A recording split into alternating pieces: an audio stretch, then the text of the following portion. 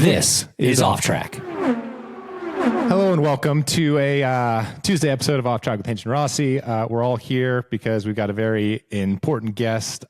He's really just here because he also is a fellow Golden Doodle owner. But yes, we've got Wayne Taylor Racing Cadillac driver Jordan Taylor. Jordan, first question. Have you ever been dumb enough to get a sports car dropped on your foot? Yeah, I didn't think mine was a dumb situation. I blame someone else, but I'm curious to hear how James' foot was actually under the car when it did come down. Are you doing your own driver changes? Or how did that happen? Yeah. We have to do it ourselves, and I am dumb, Jordan. And I can tell you that we did exactly 0 hot driver changes in practice. Did you do any hot laps in practice on that? I did 10. I did 10 laps in practice at night, even though I was never planning to run in the race at night. This is not about me. This is not about you. Yeah. But so the answer is no, Jordan hasn't, which is good because I want to, before we talk about racing, I want to talk about your latest venture. Dude. Big ultra Ironman guy, which for those that don't know, can you please explain, because I am so in awe of what you accomplished, like your racing career, cool, whatever, like nice. But like what you did a couple of months ago, can you just walk the viewers through what that was? Yeah, so an Ultraman is a 3-day event. Day 1 is a 6.2 mile swim and 90-mile bike. Day 2 is a 161-mile bike, and day 3 is a double marathon. And each day is 12-hour cutoff time. So if you make it in like 11:59, you're good to go to the next day. If you finish in 12:01, you can't move on to the next day. You go home. So it was, a pretty interesting experience. What was, I imagine day 3 was obviously the hardest. Yeah, for sure. Yeah. Okay. Yeah. But tell everyone like what your times were for each day, because I think I was most impressed. Like I think a lot of people that follow you on social media know that you're a pretty strong cyclist and you spend a lot of time on the bike and everything, but your swim was unbelievable. I was surprised about the swim as well. I think the swim time was like 3 hours, under 3 hours 20. The lake there was gross. Everyone knows Florida's got alligators. So like, you get in the water and like you literally couldn't see your hand like this close to your face. Like it was pitch black, the water. But Ricky, my brother, kayaked next to me the whole way. So basically like every 30 or 45 minutes I'd stop, have like a gel, have a drink. Like the nice thing about like when you do open water swimming, like you have to like sight where you're going, like to see where you're going. And having Ricky next to me, like I didn't have to look forward at all, which was a bit of a time saver and energy saver, but felt like an eternity of swimming. Does everybody not have somebody beside them for that very reason? No, so like the funny thing, so you have to have a kayaker with you. Okay, yeah. Like it's mandatory, but like when you jump in the water at the beginning of the event, like you swim out to this buoy and all 30, 45 kayakers are out there and you've got to find your guy. Oh, man. It's like the sun still hasn't come up all the way, so it's dark. So you have everyone in the water looks the same because you have a wetsuit and a swim cap on. They all look the same because they're just bundled up in a hoodie. Did you start yelling like, Ricky? I was like, I like spotted him. Like when I was like looking to my right, I'm like, Ricky. Like obviously he can't tell where that's coming from, but eventually we found each other and like, it was mayhem at the beginning. But as soon as like you kind of filter out, you kind of find the people that you're kind of similar paced with, and you're kind of around them most of the time. And like we focus a lot on like our efficiency of like our little pit stops. And I felt like that's where we were making up a lot of time, where other guys were like taking their time, like taking their gel, and we're like, every second kind of counts, even though it doesn't. But like over 3 days, like you have 100 pit stops. So it's going to add up at some point. It's a racer's mentality. My biggest question is just why? Yeah, I was gonna ask that. What motivates? I get because Ironmans are too easy. Exactly. You've done those, and obviously fitness is a big part of your life. You have a competitive outlet in your job. So what is it that motivates someone to want to torture themselves? Sorry. Tim had a big 3 mile run yesterday. It was four with no AirPods. He had to do it. He had to do it with just his thoughts, which is a terrifying thought in itself. We're not allowed to listen to music either in ours. Oh, like even on the bike, the run, nothing? Nothing. Yeah, you're just out there with the elements. I mean, I don't really know why I wanted to do it. I think I did 2 Ironmans, and I was like, the Ironmans hurt for sure. Like you have to push yourself to get a time. And I feel like with the Ultraman, it was more about like just finishing it. So I'm like, it's going to be a long kind of adventure. And like multi-day events always intrigued me, like how you recover and like how much you kind of save yourself on day 1 to have a good day 2, and kind of pacing it was interesting. And also like race car drivers always call themselves athletes. And I'm like, I'm going to do something that no other driver can say they did, because like a couple of guys have done Ironmans and these things, and they like to brag about it. I'm like, well, watch this. Come to an Ultraman, yeah. And I like. You think there's a reason was like, none of them have done it? Probably, yeah. They don't have as much free time, maybe. But I liked someone commented like something about like, and people say race car drivers aren't athletes, and I just want to respond like, show me another race car driver that's actually done an Ultraman then. Which would have kind of a dig back. So are you do you like, are you that guy that has the bumper sticker, but instead of it being like 70.3, it's like 730? 8,222. Yeah. No, I just wear the backpack around to let people know. Nice, subtle. Nice. It's one of those things where like, if you know, right? Yeah, if someone sees that, exactly. they're like, hang on a minute, that guy's nuts. Okay. So sorry. Fine. So, okay. You did that. Great. Let's talk about racing. So, I think a lot of people know you, and a lot of your career in the beginning. So I raced against you and Ricky and Skip Barber. You kind of went great. Yeah. Oh yeah. We had some heated battles that I remember. I think Alex was like 12 when he started Skip Barber though. Yeah. Yes. I was very young. Yeah. And then you kind of went the sports car route. You had a lot of success there, and kind of the Daytona prototypes, the original kind of big old, I remember the Sun Trust car, and that was your guys' thing. And then as IMSA started to take off, Wayne Taylor Racing, you and your brother had a huge amount of success with Cadillac. Daytona 24-hour wins, yada, yada, yada. And then you made a very interesting decision and kind of left that zone of success and probably comfort in some respects. Familiarity, because you knew everyone and had kind of grown up with the team, and became a GM Chevrolet Corvette factory driver. So walk us through kind of that decision process. Was it a hard decision, easy decision, and what made you ultimately go the Chevy factory route? I think you kind of hit all the points. Like, it was very comfortable being kind of on my dad's team and with family and growing up with everyone. And like, I was a professional driver doing those things and we were winning races, but at the end of the day, you feel like it doesn't feel like a job, I guess. Like, you feel like you're just going to do stuff with friends and family. And Ricky and I had won the championship together. We won Daytona and Sebring. So like, we had checked all of our boxes off, and he got hired to go to Penske and kind of moved on with his career. And I stuck around with WTR, I think 2 more years. And I was a third driver at Corvette for quite a while, doing Le Mans with them. And they had an opening and they made an offer, and I was happy to stay at WTR, but I was like, this could be a cool kind of transition in my career to go to like a proper factory team and effort. And the class back then was GTLM, which was super intriguing, like a proper factory, program. You're developing tires with Michelin just for your car. You're doing tons of tire testing. Le Mans. Yeah, those are badass cars. They were cool. Really cool cars. Like, unlimited development. Like, if you have an idea, go back to the team. They're going to go develop a new part for the next weekend. It was all homologated, but you could do a lot of work. So even though you had that aspect of it, did you at all miss the ultimate performance of what the DPI car was at the time, or not really? It was different. Like, the GTLM cars were impressive to drive. Like, the grip of the tire was insane. Like, understanding how the tires worked was a huge aspect of GTLM, which I still carry over now to prototypes, is understanding, how to bring a tire in, how to bring in like a front versus a rear for like a qualifying run.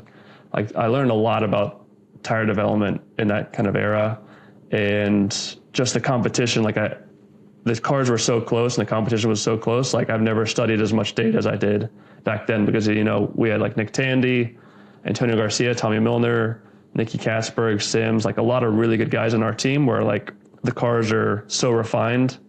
Like you're looking for like hundreds of seconds all the time. So I've never dug through so much data in my life, kind of trying to find little bits. So I felt like it was an interesting part where I focus a lot on myself as a driver to kind of push myself more than I was in prototypes, because I felt in prototypes like you're just pushing the car the whole time, and I felt like GTLM was much more like precise driving. You don't have the horsepower to save you and all these little things. So it was definitely different. But when it went away from GTLM to GT3 cars, I was like, all right, I don't love this as much anymore. I got to find a way to get out of here. But I love that. Yeah, I love that time of my career though. Like I always saw myself as a GT driver when I grew up, because I grew up doing GT cars and Ricky was the prototype guy. So going back to GT and having some success again, like I felt good about that, and kind of Some representing success, GT winning drivers. Lamar, Yeah. things like that, just whatever, these little things. Yeah. But I felt good, like coming back to prototypes now, like representing the GT guys, being like, GT guys should be respected for what they do. Cause I feel like a lot of guys don't get the praise they should. And like, everyone's good in this grid, and the prototype guys kind of beating up on GT drivers a lot of the time. And like, they know what they're doing as well. But that's a fascinating part of it, right? Because at the end of the day, yes, a race car is a race car, but there are very different styles that it takes to get lap time out of one versus the other. And there are some drivers that are just unbelievable in a GT car. And you could take, I don't care, Max Verstappen, Fernando Alonso, you can take anybody you want out of anything in the world, and it's going to be really tough to beat them in a GT car. But that doesn't necessarily mean you chuck them in a prototype and they're going to be awesome. And vice versa. There are recent examples of guys that had a lot of prototype experience, got put into a GT car, or maybe guys from open wheel that come into a GT car and struggled to find the line. You are not the one I was referring to, Alex. No. But it's true. Well, you did one race. That doesn't count. But no, I mean, barely drive. I mean, well, we didn't finish. Drove a lot. So. We drove a lot of laps down, but yeah. Yeah. But so, I mean, does that, the fact that you've been one of those kind of hybrid drivers that's had tremendous success, both in a GT car and in a prototype car, is that a bit of a badge of honor? And do you kind of walk around the paddock being like a little more of an authoritative figure on this topic? Do you slap that next to your ultra marathon sticker? Yeah. Is that on your backpack? Yeah. So I got 3 things now. No, I mean, I like to think that I was able to do both and be kind of like a hybrid, as you said. Because like there aren't a lot of guys who I guess have won in both. Like Tandy obviously is one that's been super successful on both sides. A lot of the Porsche drivers, some of the BMW guys, but yeah, like I always saw myself. It's a short list. Yeah, it is a short list. But I don't know. I just like that I was able to do both. I think if guys are humble enough to kind of want to learn, like if you're a prototype guy, you think going to GT is like a step down. And I don't like that kind of mentality and aspect. And I think a lot of guys still see it that way. And then when they go to GT and they don't have a lot of success, it's like there's some sort of excuse for why it didn't go that way. So I don't know. I've always said, like, when you watch the MX-5 Cup races and they're like crazy, like the best. That's James's dream right there. The best. But like the top guys in those cars, like those guys are so good. Like, yeah, they're so good. Say put them in another car, they're going to learn how to drive it, and they're going to be in the front. Like, I think at any level of racing, if they've been there for a couple of years and they're at the top consistently, they could probably drive anything. Wasn't that the Connor Zilic example? Like, didn't he come from MX-5 Cup? Yeah, that's true. Yeah, and he's wins at everything. That kid's on loop. So, all right. So fast forward to 2024, and you come back to Wayne Taylor Racing. Cadillac returns to Wayne Taylor Racing after WTR was with Acura for 4 years, I believe. And it was kind of a reunion of sorts. So Ricky was obviously on the team. You were back, a little bit of a different guys with the Andretti name involved in everything, but still ultimately like Brian Pillar, the technical director, and a lot of the main people were still there. I'm just going to go out and say it. I'm curious to know your thoughts, because I was expecting that the Wayne Taylor Racing Cadillac was going to dominate everything kind of from the beginning. And maybe that's an unfair assumption, but I feel like a lot of the conversations that I had, especially when I was there for that short period of time, was like a lot of the mentality had to shift from what they had previously experienced with the Cadillac than the Acura. And I obviously understand that a lot has changed from DPI to GTP and everything, but kind of walk us through how that transition has been and maybe how it's met expectations in some areas and failed to meet expectations in others. Yeah, I think it has been a big transition. I think the DPIs were relatively like simple cars compared to what we have now. And yeah, the team being with kind of Acura and HRC for a couple of years, like they helped develop that car into what it is basically. Like Philippe and Ricky, like that's their dash page, that's their steering wheel layout. Like they did all that stuff. They were hands-on with it. And coming to Cadillac now, like it's something completely different. Like it's the same wheel, but every button has a different label on it. All the systems are different. So I think coming in, it's such a different car to learn and be on top of. And we had 2 days of testing before Daytona. We had 2 days with one car before Sebring. So I feel like we are just a little behind just being on top of things.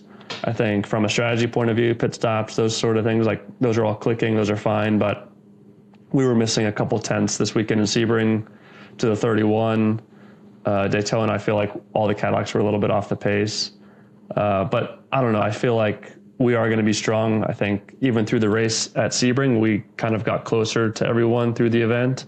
Like in the night, we were the strongest we were all weekend at the end of the race. So yeah, I think it was a little bit of a slower start. Obviously, we would have wanted to be fighting for the wins both races, but like we had the incident in Daytona, we had an incident in Sebring. There have been a couple little mistakes, but I think, come Long Beach, I feel like we should be much stronger. Jordan, there's an element of sports car racing that I love that is working with other drivers on the same car, right? Because in most other forms of racing, it's one driver per car. You're super selfish. It's all about you. Your teammate is the first person you want to beat and can be your best friend or your mortal enemy, depending on how you want to approach it.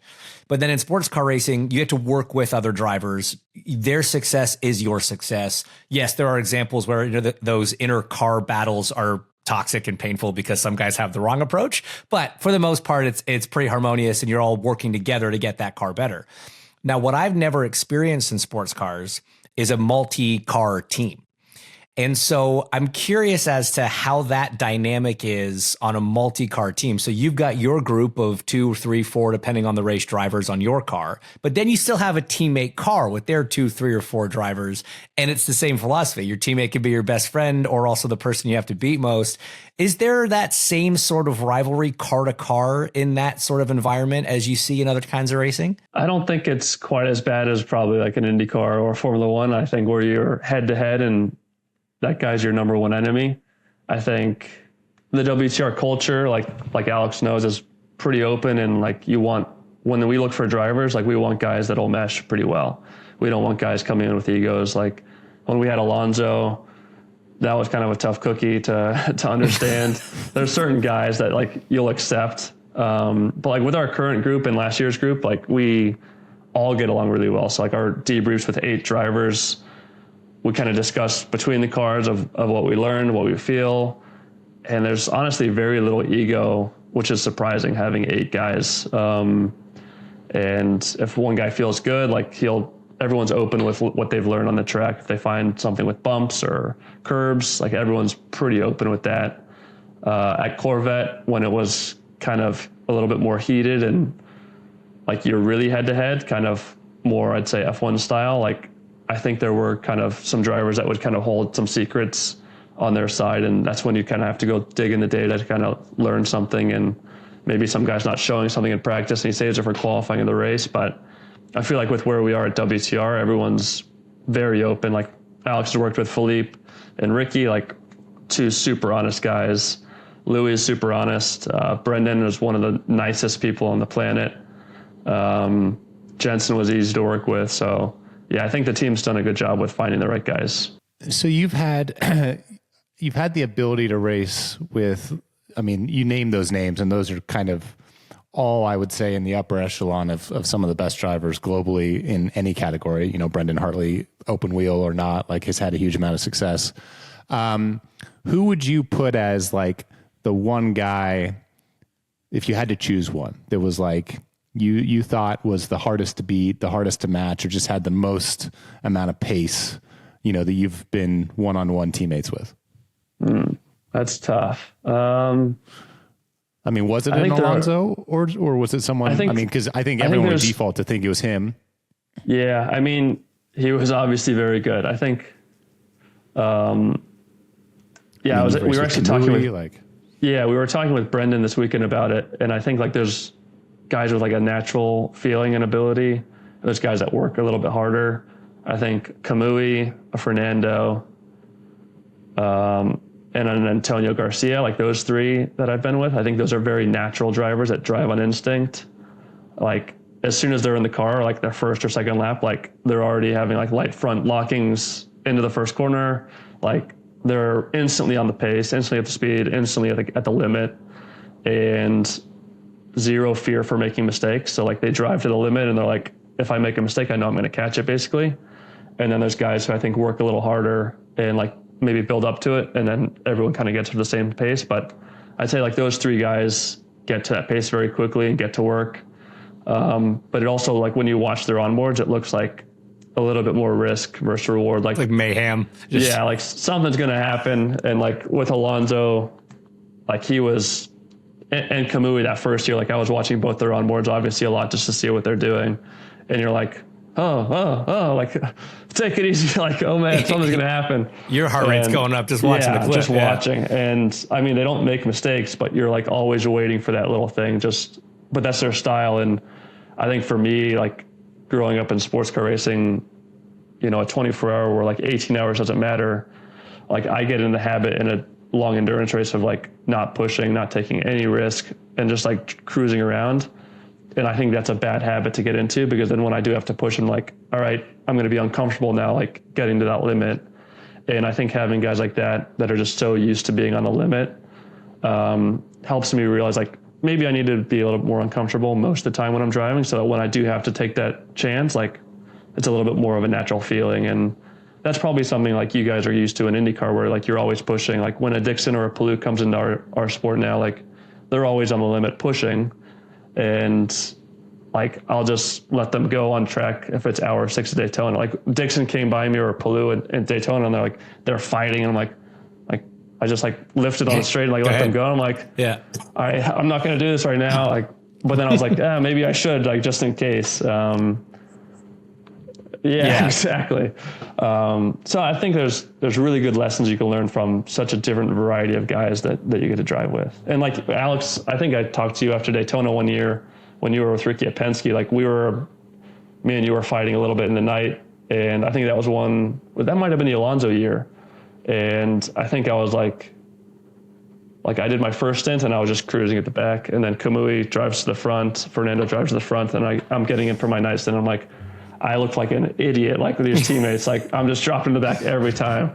And I'm like, I'm going to push this stint. And Alex was actually around me. And I remember we went in the bus stop and Alex got like right next to me. And I'm like, I'm not lifting. And then Alex like lifted early and like let me basically have the corner. And I remember telling Ricky, like, Alex is the perfect teammate. Like he's fast.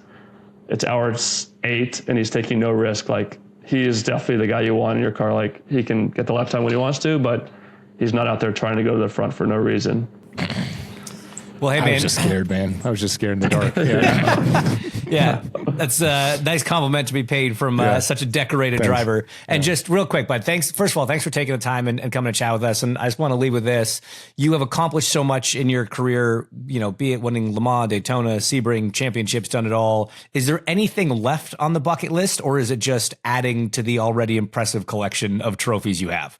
I mean, I don't know. I think obviously more success is always nice. Like I enjoyed my one cup race experience. I'd like to do another like cup road course race and try have a better race part of it. The qualifying was good. The racing didn't go so well. But I think little things like that I enjoy. I think having a little bit more variety in my career again, like the GT stuff was fun. Prototypes now, maybe I enjoyed my late model race that I did one year at North Wilkesboro. So maybe a little bit of that, and just, adding in some variety of stuff that I enjoy doing. The parents can never answer this, but the kids can. Who's the favorite You or Ricky in the Taylor household? I'd say. Or is the water bottle? Because you're the neighbor, right? Yeah, You're next door. I'm Yeah, it's gotta literally be next you. door. I think probably Ricky's my mom's favorite. Maybe I'm my dad's favorite. There we go. All right. Now we're going to check in with Ricky and ask him the same question without any preface and see if he has the same answers. I think I could be right. I think I'll be right. Very cool. Man. All right, buddy. Well, hey, thanks so much for coming on. Yeah. Appreciate it. No and worries. best of luck with the rest of the season. Thanks, guys. Talk to you soon. This has been Off Track with Hinch and Rossi. Off Track is part of the SiriusXM Sports Podcast Network. If you enjoyed this episode and want to hear more, please give a 5-star rating and leave a review. Subscribe today wherever you stream your podcasts. We are at Ask Off Track on Twitter and Instagram. And if you want to follow us on Twitter, we're at Hinchtown and at Alexander Rossi. If you want to follow Tim, though we have no idea why you would, he's at the Tim Durham on Twitter. Find us on YouTube and subscribe to our channel for exclusive video content. Off Track is produced by Tim Durham, and by that we mean Tim.